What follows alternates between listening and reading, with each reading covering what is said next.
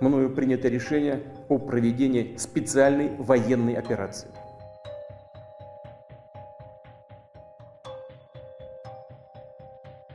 Რატომ დაიწყო ომი უკრაინაში? ამაზე ერთი პასუხი არ არსებობს. გაჩნია საცხოვრებ, რისიქჯერა და როგორ უყურებ მოვლენებს. ამ ვიდეოში კი რამდენიმე გავრცელებულ ვერსიაზე ვისაუბრებ და ვიდეოს ბოლოს კომენტარებით თქვენი აზრიც მაცნობეთ. დავიწყოთ პუტინის ოფიციალური ვერსიით. პუტინის ადმინისტრაცია უკრაინაში მიმდინარე სრულმასშტაბიან ომს სპეციალურ ოპერაციას ეძახის. Мною принято решение о проведении специальной военной операции. რომელიც ემსახურება დენაციფიკაციას რუსულენოვანი მოსახლეობისათვის აღმოსავლეთ უკრაინაში თვით გამორკვევის უფლებას.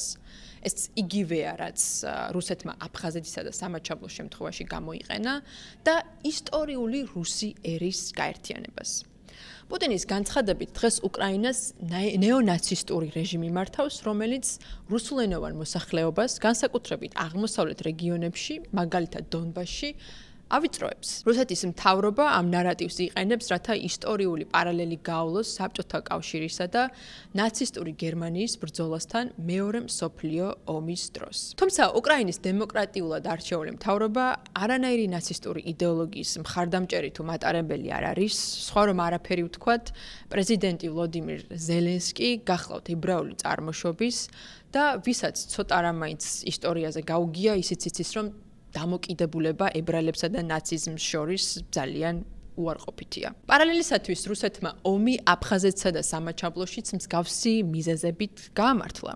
თითქოს კეთილმოსურნე რუსეთი ქართველების წნეხისაგან ათავისუფლებდა ჩაგრულ აფხაზებსა და ოსებს. ამის შემდეგ კი კრემლმა სეპარატისტულ რეგიონებში ქართველების მტრად გადაქცევის კამპანიაც აწარმოა და საერთაშორისოდ აღიარებული თვითგამორკვევის უფლება გამოიყენა, რათა ჯერ აფხაზეთი და სამხრეთ ოსეთი და შემდეგ დონეცკი და ლუჰანსკი ეღიარებინა ცალკე სახელმწიფოებად. ამასთან ერთად რუსეთის შეჭრას უკრაინაში წინ უძღოდა ძალიან საინტერესო დოკუმენტი. 2022 წელს პუტინმა გამოაქვეყნა ესე რუსებისა და უკრაინელების ისტორიული ერთიანობის შესახებ. სადაც ის ამტკიცებდა, რომ რუსები და უკრაინელები ერთი ერია, რომელსაც საერთო ისტორია, კულტურა და სულიერი მემკვიდრეობა აქვს. ის აცხადებდა, რომ მათი ფესვები საერთო წარსულიდან, კერძოდ კიევის რუსეთიდან მოდის, თუმცა შემდეგ დასავლურმა ძალებმა უკრაინა ანტირუსულ ძალად ხელოვნურად გადააქციეს.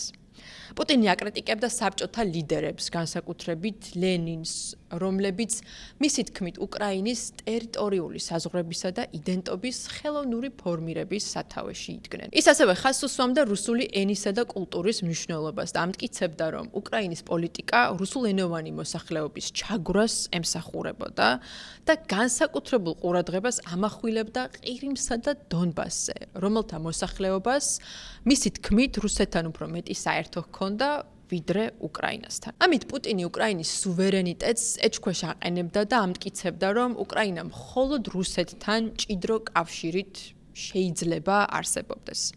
ანუ პუტინმა შეთხზა ისტორიული არგუმენტი, რათა უკრაინაში ომის დაწყება გაემართლებინა. პუტინი ამავე ესეში უკრაინას დასავლეთის, განსაკუთრებით კი შეერთებული შტატებისა და ნატოს მარიონეტად წარმოაჩენს, რომელთა მიზანიც რუსეთის დასუსტებაა.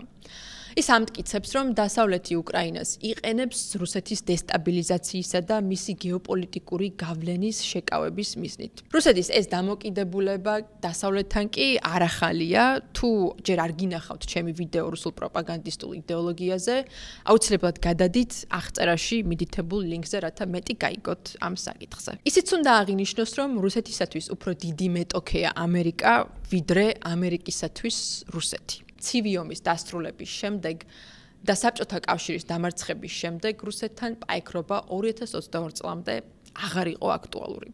ამერიკელების ახალი საგარეო პოლიტიკის ორიენტირი იყო და არის ჩინეთი და შესაბამისად თუ ამერიკა რომელიმე ძალასთან ღია გეოპოლიტიკურ პაიქრობაშია და ვინმეს ეკონომიკურად უკან ჩამოტოვება უნდა, ეს ჩინეთია და არა რუსეთი.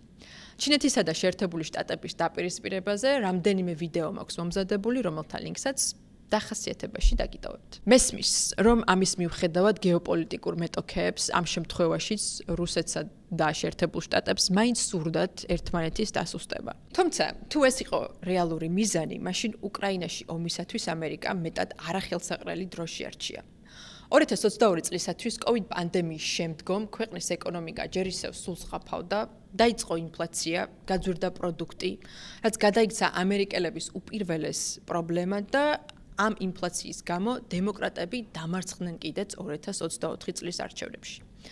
დიახ, ამერიკელი ხალხისათვის მთავარი მათი ჯიბე და ფულის მწყიდველიანობითი უნარია და არა საგარეო პოლიტიკა. ამის ფონზე კი ამერიკელი ხალხისათვის და ბიუროკრატებისათვის ოკეანის მიღმა ომის დაწყება ისეთ ქვეყანაში, რომელსაც ბევრი 2022 წლამდე არც იცნობდა და ადარდებდა, ვერ იქნებოდა პოლიტიკურად მომგებიანი ნაბიჯი. ეს იმაშიც აისახა, რომ კონგრესში დიდი წინააღმდეგობები იყო უკრაინის დაფინანსების დამტკიცებაზე. ამიტომ რუსეთის დასუსტებისათვის ამერიკას უკეთესი დროისა და ხერხის შერჩევაც შეეძლო. მეორე ყველაზე გავრცელებული ვერსია ეკუთვნის ჯონ მიერშაიმერს, რომელიც რუსეთ-უკრაინისა და რუსეთ-საქართველოს ომში ნატოს ადანაშაულებს. ჯონ მიერშაიმერი ამერიკელი პოლიტიკური მეცნიერი გახლავთ, ჩიკაგოს უნივერსიტეტის პროფესორი, რომელმაც 2014 წელს ყირიმის ანექსიის შემდეგ გამოაქვეყნა ცნობილი სტატია, სათაურით რატომა უკრაინის კრიზისი დასავლეთის ბრალი. სტატიაში, რომელიც ყირიმის ანექსიას ეძღვნება, ის ამტკიცებს, რომ კრიზისი დასავლეთის მიერ ცივი ომის შემდეგ არჩეული სტრატეგიის შედეგია, კონკრეტულად კი ნატოს აღმოსავლეთით გაფართოების. მისი აზრით, უკრაინის დასავლურ ეკონომიკურ და პოლიტიკურ სტრუქტურებში ინტეგრაციისა და დემოკრატიის მხარდაჭერა რუსეთმა უსაფრთხოების და პოსტსაბჭოთა სივრცეში გავლენის სფეროებისათვის საფრთხედ აღიქვა, რაც 2021 წელს პუტინის ესეშიც არის ასახული. რუსეთის მიერ ყირიმის ანექსია და მისი მხარდაჭერა სეპარატისტებისათვის აღმოსავლეთ უკრაინაში კი იყო თავდაცვითი ნაბიჯები, რათა დაეცვა თავისი სტრატეგიული ინტერესები, განსაკუთრებით ყირიმის საზღვაო ბაზა და არ დაეშვა უკრაინის დასავლეთთან ინტეგრაცია. ეს განსაკუთრებით პოპულარულია შეერთებულ შტატებში, სადაც მიერშაიმერი აკადემიურ წრეებში ეგრეთ წოდებულ სელებრიტადაც გადაიქცა. 2022 წლის რუსეთ-უკრაინის ომის შემდეგ კი მისი მოსაზრება კიდევ უფრო პოპულარული გახდა, თუმცა აღსანიშნავია, რომ მას მომხრეზე მეტი კრიტიკოსი ჰყავს. რუსეთისა და უკრაინის საუკუნოვანი ისტორიის ნატომდე დაყვანა ზედმეტად მარტივი გამოსავალია.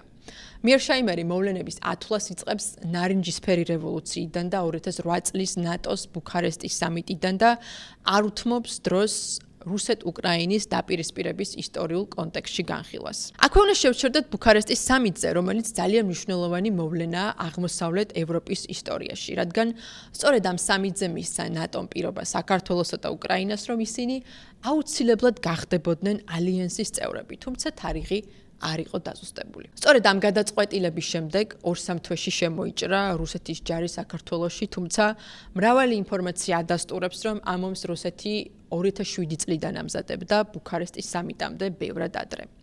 თუმცა ნატო არაფერ შუაშია 2014 წლის ყირიმის ანექსიასთან. ეს ომი მაიდანის რევოლუციას მოყვა უკრაინაში, რასაც პრორუსი პრეზიდენტის იანუკოვიჩის უკრაინიდან გაძევება მოყვა შედეგად.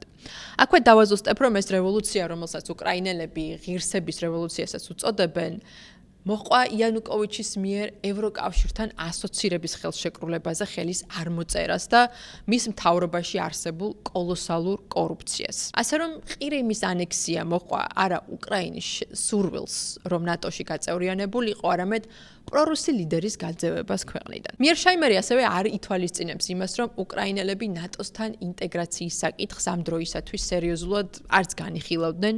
საქართველოსაგან განსხვავებით, ყველა სახალხო გამოკითხვა აჩვენებდა, რომ უკრაინელების მხოლოდ 30-40% ემხრობოდა ამ იდეას და ნატოში გაწევრიანებამ უმრავლესობის მხარდაჭერა მხოლოდ 2022 წელს მიიღო ომის დაწყების შემდეგ.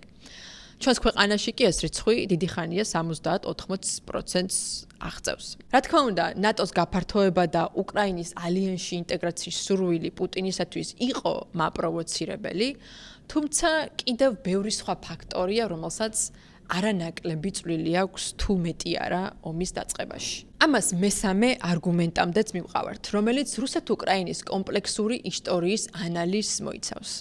ომის დაწყების შემდეგ რამდენიმე კარგი ისტორიული წიგნი გამოიცა, აქედან ორი ჩემი ფავორიტია. ერთი ეკუთვნის ჩემს მეგობარს, აღიარებულ ისტორიკოს მაიკლ კიმიჩს, სახელწოდებით კოლიზიები, ანუ შეტაკება, ინგლისურად collisions, რომელიც 2008 წლის ნატოს ბუქარესტის სამიტიდან 2022 წლამდე აღწერს მოვლენებს, რამაც რუსეთი და უკრაინა სრულმასშტაბიან ომამდე მიიყვანა. მეორე კი არის უკრაინელი წარმოშობის ჰარვარდის პროფესორის სერჰი პლოხის წიგნი სახელად რუსეთ-უკრაინის ომი ისტორიის დაბრუნება, რომელიც კიდევ უფრო ადრე იმპერიული რუსეთიდან იწყებს არგუმენტაციას და მიმოიხილავს რუსულ იდეოლოგიას, რაც პუტინის დესტრუქციულ პოლიტიკას უმაგრებს ზურგს.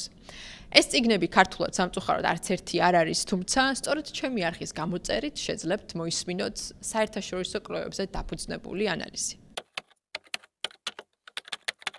სერჰი პლოხი ამბობს, რომ უკრაინის სრულმასშტაბიანი დაპყრობა 2022 წელს კი არა, 2014 წელს დაიწყო ყირიმის ანექსიით და აღმოსავლეთ უკრაინაში კონფლიქტით. მიუხედავად იმისა, რომ ამ ორ თარიღს შორის შუალედი დიდია, ორივე ომი ერთ მიზანს ემსახურება უკრაინის რუსეთის გავლენის ქვეშ მოქცევას. ამისათვის კი პუტინი აუცილებლად მონახავდა გზას და იდეოლოგიურ საფუძველს. პუტინს ევრაზიული კავშირის ჩამოყალიბება სურდა, რომელიც ეფუძნება რუსი ემიგრანტების ევრაზიანისტულ იდეებსა და ალექსანდრ დუგინის ნეო-ევრაზიანიზმს. 2007 წლის მიუნხენის მშვიდობის კონფერენციაზე პუტინმა მკაფიოდ ჩამოაყალიბა მრავალპოლუსიანი სამყაროს ხედვა, რომელშიც რუსეთი ცენტრალურ ძალად უნდა ქცეულიყო ჩინეთსა და ევროკავშირს შორის. ეს თავისთავად მოიცავდა მისი კონტროლის აღდგენას ყოფილ საბჭოთა კავშირზე, რაც ვერ მოხდებოდა საბჭოთა კავშირის ეკონომიკურად სიდიდით მეორე რესპუბლიკის უკრაინის გარეშე, რომელსაც სლავური იდენტობის გამო რუსეთი თანამოძმედაც აღიქვამდა. თუმცა 2007 წლის მერე 17 წელი გავიდა და ევრაზიის კავშირი ვერ შედგა, ამის შემდეგ კი პუტინი რუსულ იმპერიალიზმზე გადაერთო, რომელიც ალექსანდრ სოლჟენიცინის რუსი ხალხის ერთიანობის იდეას ეფუძნება. სოლჟენიცინის ნაწარმოებებმა ისტორიულად გააერთიანა რუსები, უკრაინელები და ბელორუსები, რითაც საფუძველი ჩაუყარა პუტინის ნარატივს, რომელზეც დასაწყისში ვისაუბრე.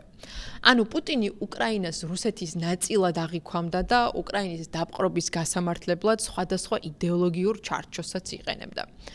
ისტორიკოსების თქმით, რუსეთს არასდროს შეუწყვეტია იმპერიად ყოფნა. მას შემდეგ, რაც პირველი მსოფლიო ომის შემდეგ რუკიდან გაქრნენ ტრადიციული იმპერიები, როგორიც არის ავსტრია, უნგრეთი და ოსმალეთი, ბოლშევიკებმა იმპერიული ძალაუფლება აღადგინეს ინოვაციური მეთოდებით.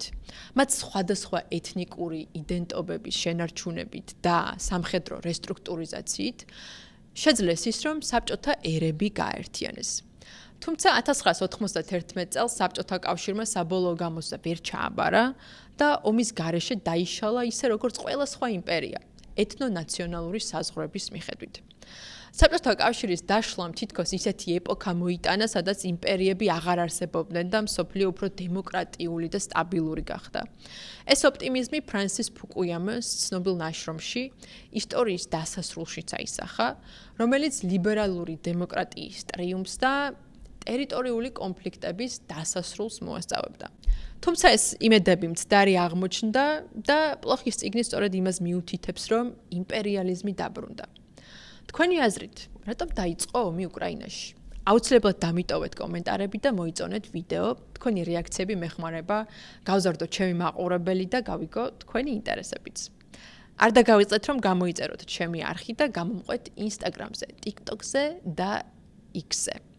შევხვდებით შემდეგ ვიდეოში.